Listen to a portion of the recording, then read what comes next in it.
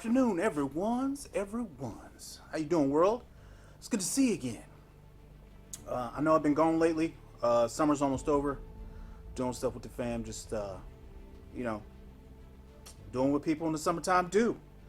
Today, we are talking about the 10 best movies in the last, I don't know, couple of years for me, because I refuse to review any more poop. Okay, I'm not gonna watch any more shit movies. Today we will be talking about the 10 best movies I think in recent history. And feel free to like, share, subscribe, comment down below. Let me know what your favorite 10 are. I will not be reviewing a few movies, though they're at the top of my list. Okay, Marvel movies mostly. Indiana Jones, Star Wars, Superman. We all know those movies are amazing. I'm talking about the ones that are good, that just, they're kind of lurking in the weeds. Nobody really talks about because of those other movies, Jaws, you know those kind of movies. So, I'll be going over those and a few notable mentions. So prepare yourself. Coming in at number 10, we've got Seven. Seven, yes, ladies and gentlemen, Seven. Seven, I love this movie. I thought it was going to be shit. I found it on the shelf one day and I just started watching. I was like, how has this not gotten any more respect or airtime than what it has? Starring Morgan Freeman, Brad Pitt, and Gwyneth Paltrow. I thought this movie was incredible. It kept me guessing until the end. Right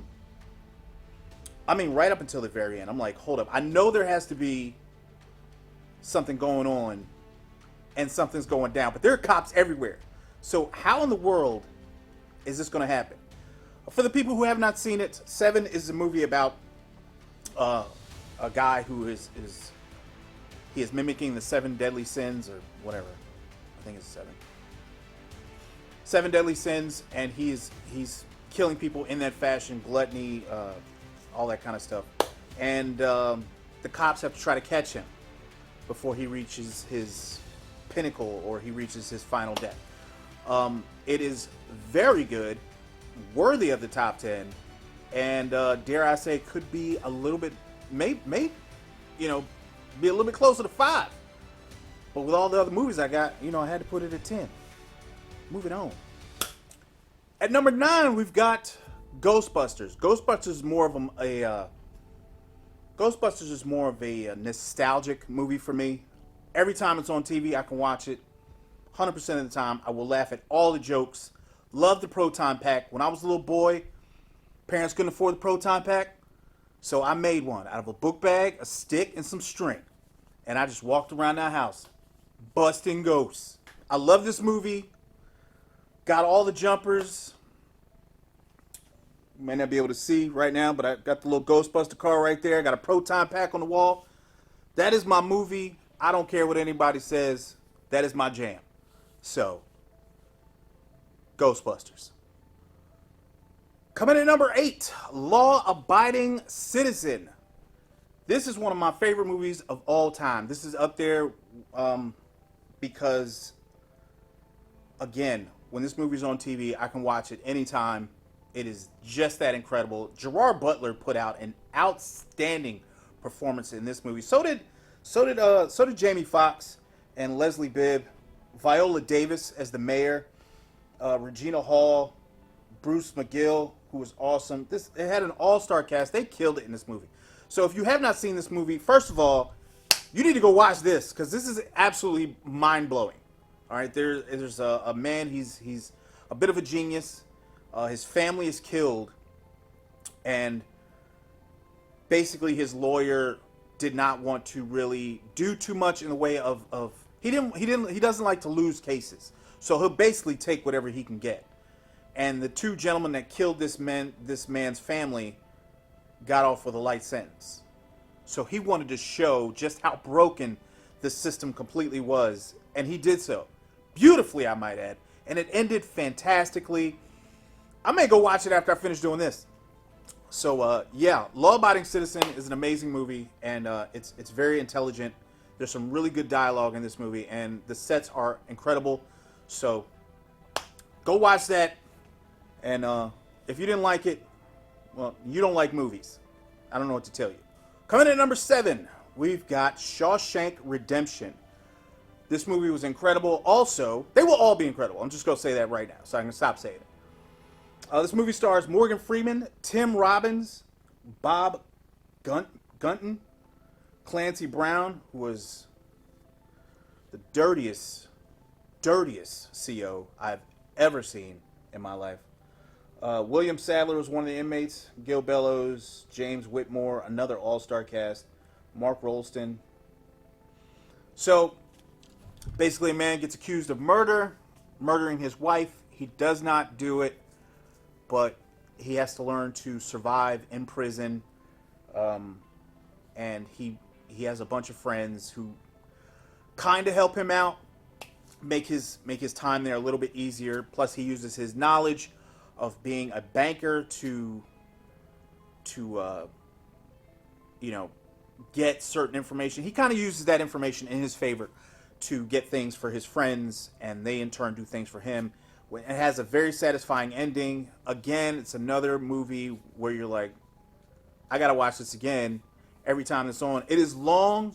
It can be kind of sad and depressing, but again, it is a fantastic movie with fantastic dialogue, and I don't think you could ask for anything more out of these performances. Yep, it's tops. Coming in number 6 is The Green Mile. This, again, was another movie. When I was in the military, I didn't have anything to do. It was a Sunday. I was just like, let me go down, PX, go grab me a movie, something to watch while I get ready for this messed up Monday. And Green Mile was something that I grabbed, and it turned out to be absolutely incredible. So it's not one of those movies you can watch and then watch like in a few days. Like you watch it and you got like you got to wait like 6 months or a year, and you're like, oh, Green Mile's on. Who wants to watch Green Mile? Again, it's an all-star performance. I think Michael Clarke Duncan, one of his best. As a matter of fact, I think it's his best. Tom Hanks as well.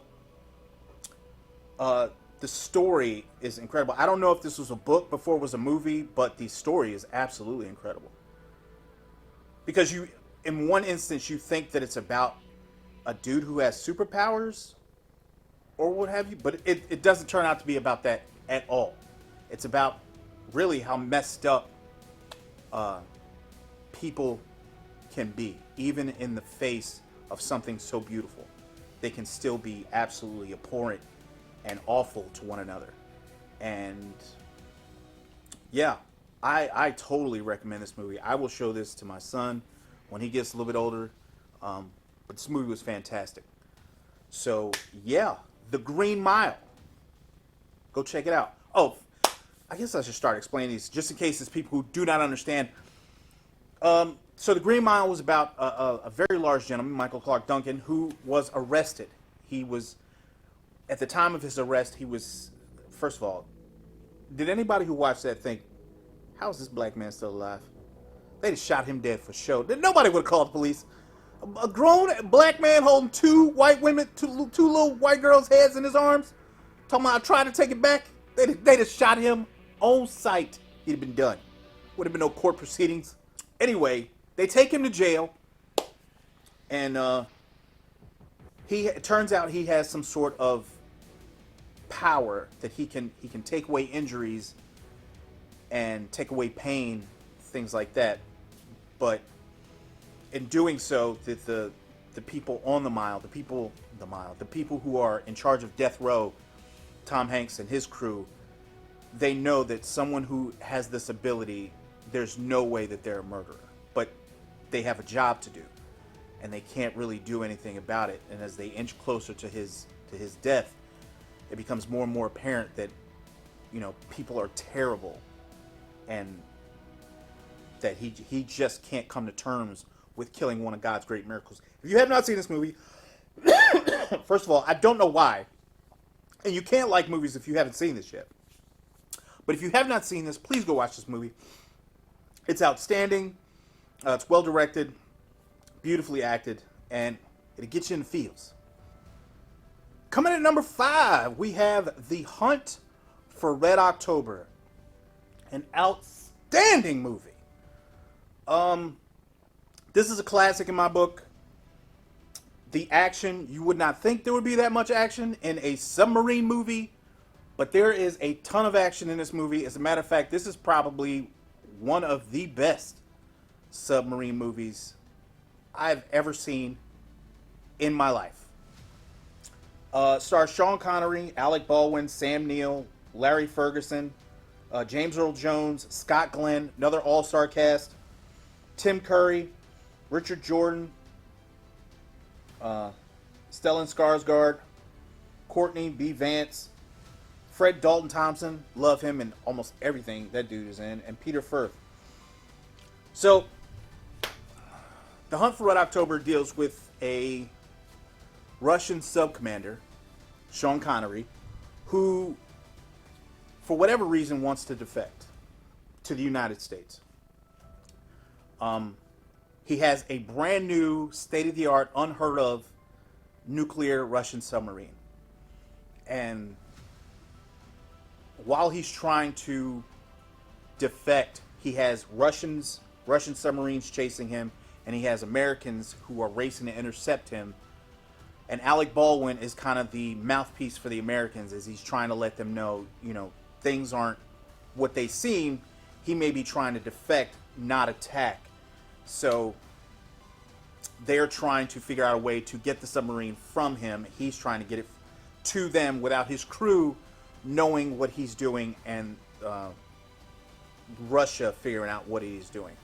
So this turned out to be an outstanding movie. The dialogue, the notion of what is actually happening, the sets, it just keeps you on your toes. And I don't care how many times you see it. There are certain sections of this movie that are just awesome.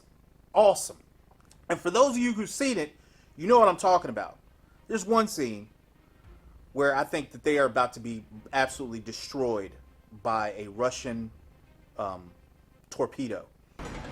Another torpedo, Captain. It went active the moment it was launched. It's acquired us and is homing. Left full rudder. He's off in your bow planes. Yes, sir. I think he's got us.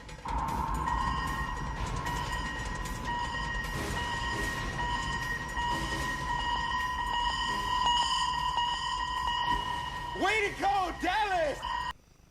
And Dallas, which is one of the American submarines, gets in front and then climbs skyward and leaves the ocean in the summer. Oh, it was amazing. It was amazing. I know it sounds crazy because some of you haven't seen it.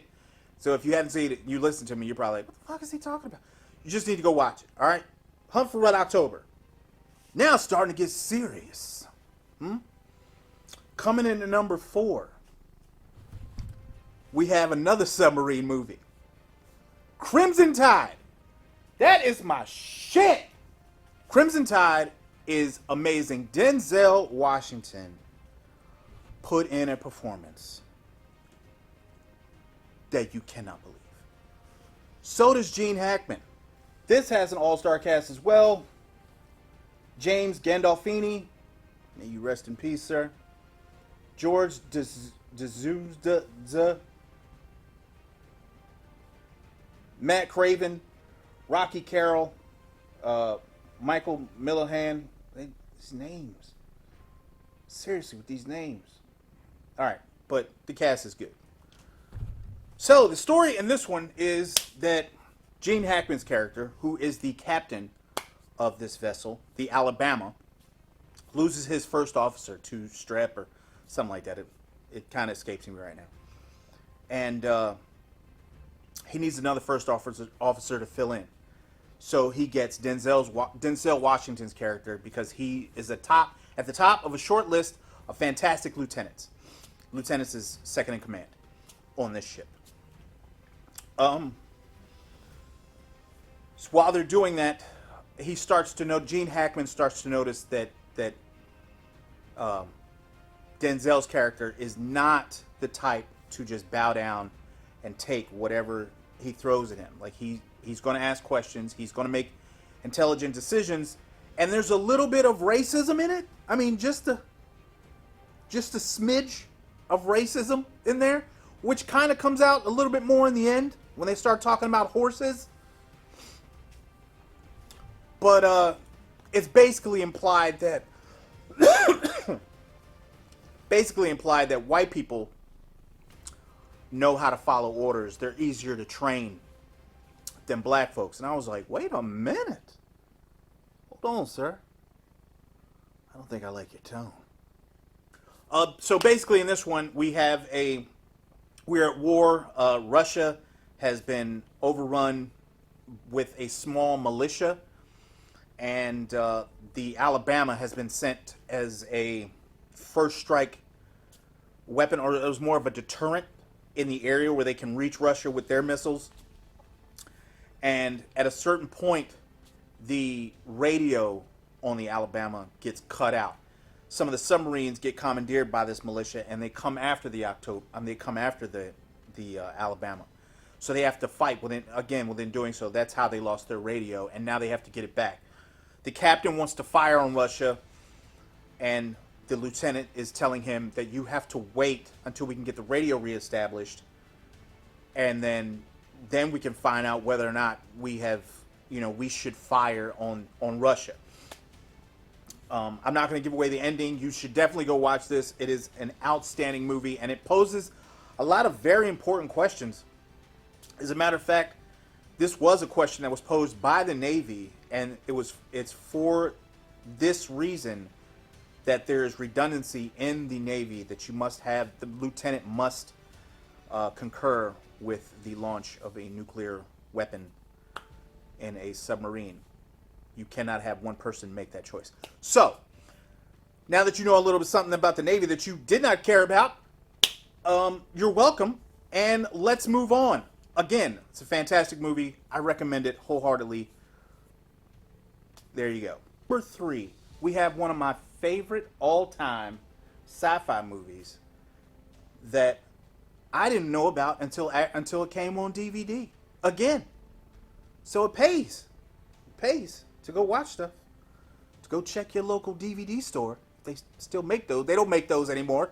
Huh? Digitally. Go check your digital. Whatever, man. Just go to Amazon or whoever and go see if you can find Reign of Fire. Reign of Fire was sick. So sick. Okay? It is a movie about dragons. Hang on. I know some of you who haven't seen it yet thought maybe think it's stupid. But I assure you it is not. I have never, ever, and I'm including every show that you have seen that has that show dragons. And yes, I am talking about Game of Thrones. They are included too. They can't hold a candle, a goddamn candle, to how amazing the effects were when they showed these dragons. They look like real animals. They look so real, especially at the end when they showed the big one. It was absolutely mind-numbing. I'm like, I cannot believe what I'm looking at is not a real animal. It looked that nuts. I don't know who's doing the effects for that, but they got to do. I hope they doing other stuff because they are good.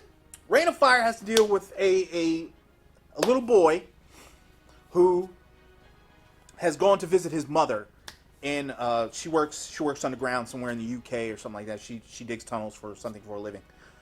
As they're digging tunnels, there is a dragon that is asleep in one of those tunnels down there, and he comes to life and burns the absolute shit out of everyone, and then proceeds to make a bunch of dragons all over the world. The entire world is decimated, and people are just struggling to survive wherever they can, however they can. This movie stars Christian Bale, Matthew McConaughey, Gerard Butler, who all put in stellar performances, by the way. Isabella Scorota, Alexander Siddig. Yeah, that's about all I know. So Christian Bale's character is trying to keep everybody alive, or he's trying to keep stragglers who show up alive. He's got a lot of children that stay with him in this ginormous castle, and he's trying to keep them alive as long as he can, making away as any way that he can. They've developed a kind of a system, like a fire alarm. If they see dragons, then they're to get down, lower places, and kind of stay hidden until the thing is gone. Matthew McConaughey's character is an American who was in the service. I believe it was the Army. And he has a regiment. He's actively hunting the dragons. And he thinks he has a plan as to how to eliminate them. Again, this movie is beyond sick. It is fantastically shot. The set pieces are amazing. The dialogue that they have, it fills you with dread, and then it turns around and fills you with hope. I think this is an outstanding movie. Again, this is another one that I can watch anytime. If it's on TV, I'm definitely watching, not changing the channel. And yeah, you should definitely do the same. Coming in at number 2, we have Tombstone.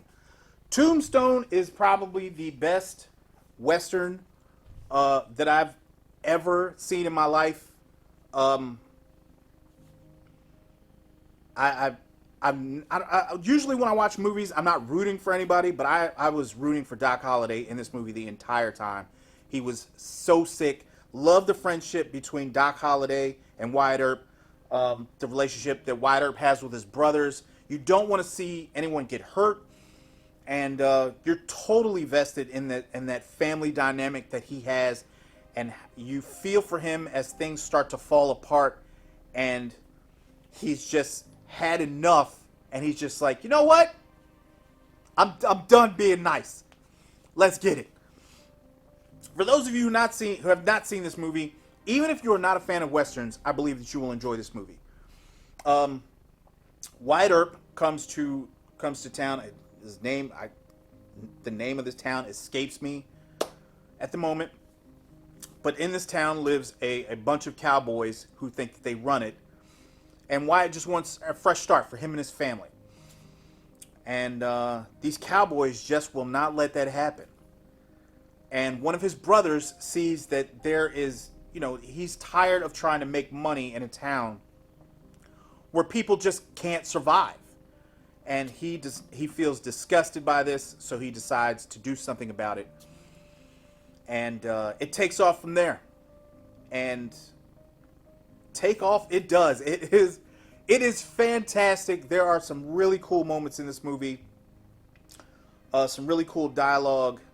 A fight between Doc Holliday. Oh, I got the chills. A fight between Doc Holliday and another gunman who is very fast, but not as fast as your boy. I didn't think you had it in you. I'm your huckleberry. Why, Johnny Ringo, you look like somebody just walked over your grave. I'm sorry, I'm getting out of control. I'm kind of losing my mind a little bit. We almost at number 1, and I gotta focus. Okay, I gotta focus. Sorry. So yeah, this is a fantastic movie. Go rent this, buy this. Matter of fact, buy it. Do not rent this movie. Go buy it, and then tell all your friends what you saw after you saw it. And now, ladies and gentlemen, we will jump to the number 1 movie in this category, and that is Aliens. Most of you might disagree with me. I do not care. This movie scared the poop out of me. Okay? I saw this movie a long time ago, and I thought it would be like any other scary movie, whatever. It is not. It is tops, far and away, the best scary movie horror I've ever seen, ever. Now that does not include the shit prequels and the movies that came after. I thought they were stupid. I'll get into that in a minute. Anyway, I found it very. After watching the first one, you knew what the Marines were up against, what they were going to fight. Sorry, I forgot to explain. Here we go. So Aliens is about a xenomorph, which is basically a monster. It's like 8 to 10 feet tall, something like that. It moves very quickly, hides in the shadow, it can climb. It's got acid for blood, and it's got a mouth inside of its mouth that it uses to snatch anything up. The inspiration for this were things. I saw a documentary on this. They said that the inspiration for the xenomorph were things that you can find in life. everything that the xenomorph does, there is something out in nature that can do this, with the exception of the acid for blood, of course. The Marines go to a colony on another planet. As they lose contact with that colony, they are terraforming it, trying to make it livable for families to go there and provide a living for themselves and their families. They lose contact with that colony. Ripley believes she knows why they've lost contact with that colony, and she tries to warn the powers that be that those colonists are already dead, basically. No, she didn't warn them that they were already dead. She wanted to try to save them. I'm going to tell you something right now, ladies and gentlemen. If I had seen the first one, I mean, if I had survived the first one, there ain't no way in shit you could get me back up there to fight it again. No way. I'm the only one that survived. I'm going back? No. Not today. Not ever. Talk to me, Hudson. I got signals. I got readings in front and behind. There's nothing back here. Look, I'm telling you, there's something moving and it ain't us. Get them out of there! She decides to go back with a bunch of Marines to save those colonists. That doesn't go well at all from jump. Along the way, they meet a little girl named Newt, who is dirty, probably dirty and stinky. Ain't no telling how long she's been up there hiding in the dark, in space, on a space station, surrounded by monsters. Is there anything else in the world that is scarier than that shit? I don't think so. I would have died from starvation, because if I'd have found me a corner that those things did not exist in, I would have stayed there and starved to death. Death. I do not care. I do not care about not a single nugget of food. If you've seen any of these things, I'm not coming out of any hole. I'm not fighting them for nothing. There's a new baddie who's introduced in this movie, and it is no joke.